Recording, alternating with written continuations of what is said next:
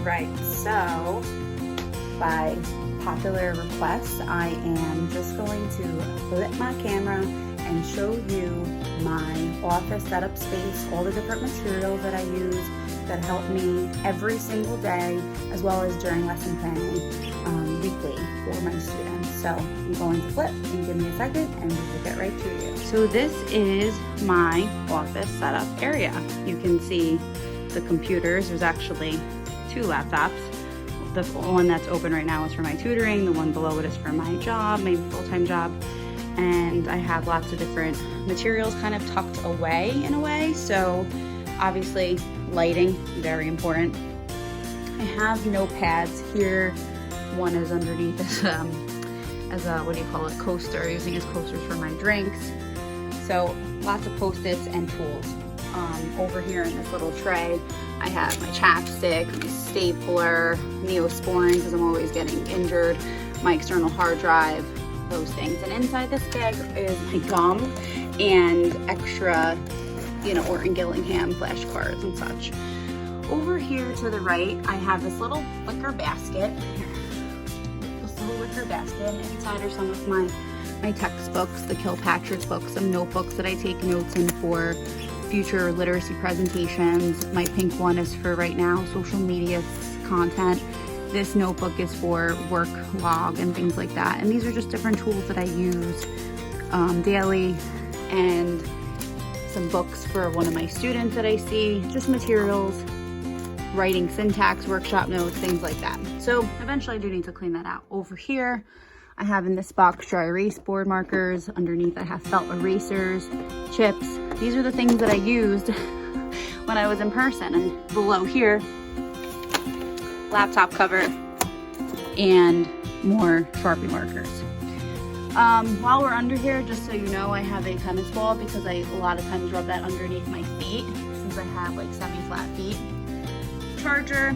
And then in this wicker basket, I have some more materials that I use pretty often. This blue binder that I was just maneuvering has word lists that I constantly am opening and using. The rest of these books are from my Orton Gillingham training that I use here and there. This one I use a lot, the prefix suffixes book. The other ones I don't use too much because they're more for upper level. And I have what I have. Okay. Then over here in this wicker basket, I have, let me move this for a second. So what I do with this is my students' phoneme charts. Like this is my student Chase's. I flip over, this is Chase's phoneme. So morphemes, phonemes. What I do when I'm seeing the student, I pull out this file drawer underneath my printer. And what I do then is I put this on top. So while I'm sitting here in the desk, I can then turn and like quickly glance over to say, what does Chase know and not know? So I use that. Just gonna move that out of the way. And then you can see inside my drawers. So this wicker basket are all of my students' folders. So this is Chase's. Inside of Chase, I have his cards, and then it just keeps going because I have a lot of students. Eventually we get to the end, and I have another binder with decodable passages, Max poems, Max stories. I have sheet protector.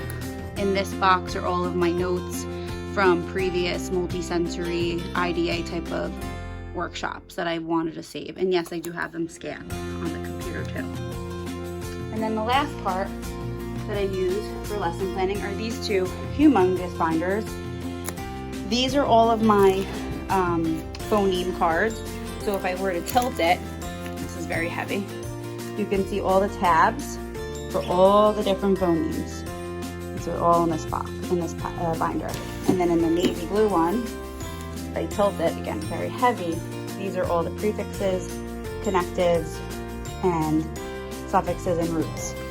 So everything is separated. When I print them out, when I need a new card, I know exactly where to go, and they're alphabetized and organized. So that is essentially everything I need in terms of physical product or item. Everything else is usually right on the computer in my drive or desktop. And if I'm missing something, there's always this beautiful thing called Google. So I hope that helped. If you have any questions, let me know. I'm happy to help you.